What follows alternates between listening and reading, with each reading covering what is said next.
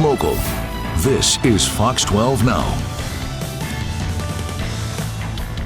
And hello, everyone. This is Fox 12 Now. I'm Greg Nibbler. As always, we appreciate you joining us. We are live streaming here from the Fox 12 Oregon newsroom. We cover a wide range of topics on this show. Right now, we're going to talk about whooping cough and how to stay healthy here over these next few days and in general all the time, but particularly with people getting together for gatherings here over the holidays. It's a good time to remind yourself of how not to get sick. And to do that, we have joining us right now Dr. Paul Cieslak from the Oregon Health Authority. And Doctor, it's always great to have you on here to cover some of these topics. And now whooping cough in particular is something that earlier this month we were seeing a lot of reports about big increases in this, of people contracting this here in the Northwest. And I guess before we even get into that, could you give us just a quick definition and a describer of what whooping cough is in case people maybe aren't familiar with what actually happens when you do get that?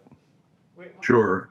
This is a bacterial infection of the upper respiratory tract, and it causes coughing. And in toddlers, they can cough so much that when they try to take a deep breath, they get this whoop sound, and that's what gives it its whooping cough moniker.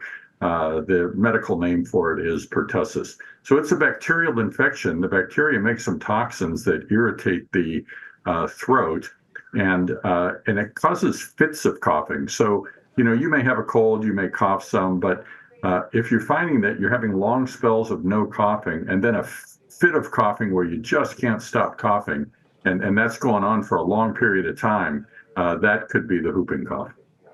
And when it comes to that, you're seeing some of these increases in cases here in the Northwest. Can you talk about, why that is? Why do we think that's happening, that there are so many more increases?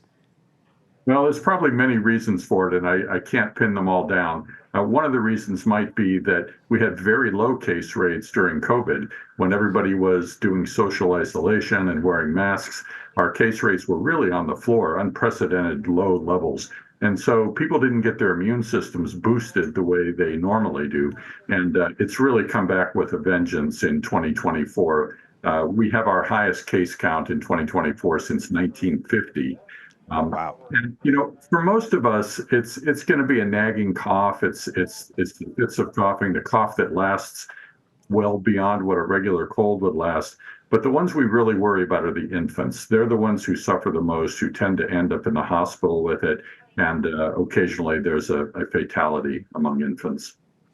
When it comes to that, as far as keeping infants safe, since they seem to be the most vulnerable when it comes to it, what are some good steps and things that people can do in general to help avoid that happening, to keep that from happening, having these infants contracted? The most important thing is for mom to get vaccinated during pregnancy, because it's really the very young infants, those too young to have received any doses of vaccine, who are at the highest risk. So if mom gets vaccinated during pregnancy, she'll make antibodies that she passes across the placenta to the baby, so the baby is protected from the moment of birth. That's really the number one thing to do. The number two thing is that if you have pertussis and there's an infant in the picture, we want to give everybody in the household antibiotics to wipe out the bacterium before it gets to the infant. But that's really after vaccination. And then, of course, there are a lot of things that you can do for any respiratory disease. It's an act of kindness if you're sick not to go into an enclosed space with a lot of other people, maybe to sit out this party. Hard to do over the holidays, I know, or masking. The other thing is frequent hand washing. You can spread a lot of germs from your mouth and nose, by touching them and then shaking hands with somebody. So frequent hand washing if you have any sort of illness. Okay, then, and good advice there for everybody. You did mention, respiratory illnesses, and do you see that there's an increase in additional respiratory illnesses that is going on right now as well? Oh boy, there sure is. It looks like influenza is peaking right around now. When we last looked at it, 30% of tests were positive for influenza.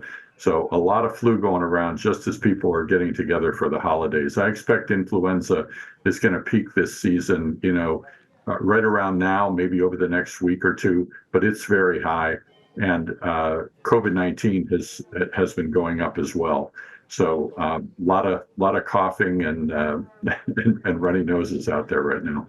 Yeah, I mean, you could probably hear it in my voice. I recently had that myself too, so I'm still recovering from all that. I'm fully, I'm recovered, but that stuff is tough. Yeah, it's tough to go through that influenza. So, looking at that as people are getting into their gatherings and going into the holidays, and I know you touched on it a little bit, but as people are heading into their gatherings, what are the big things they can do to help avoid spreading something like whooping cough or respiratory illnesses that are happening right now? Right. So again, the best thing you can do is don't join the big gathering if you're sick. If you're coughing and hacking, please, stay home until that's over. That would be the best thing to do. But the other things that you can do are frequent hand washing. Wearing a mask will prevent you from, coughing little droplets that have viruses or bacteria on them on other people. And then, of course, the best way to protect yourself is vaccination. Flu vaccine is the way to keep yourself out of the hospital. And even if you're not in a really high risk group, it could save you from several days worth of, splitting headache and malaise and muscle aches, and misery. So I certainly get vaccinated every year because I just don't want to have to go through the misery.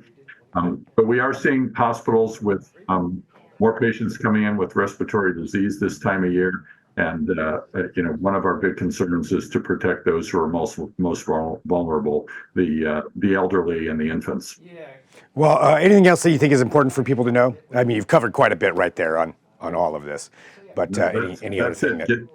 Get vaccinated, wash your hands, stay home if you're sick.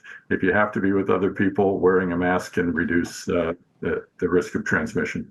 All right. Well, Doctor, thank you very much for having some time to talk to us today. I really appreciate it. You're quite welcome. Good luck. Stay healthy. Thanks. Yeah, working on it.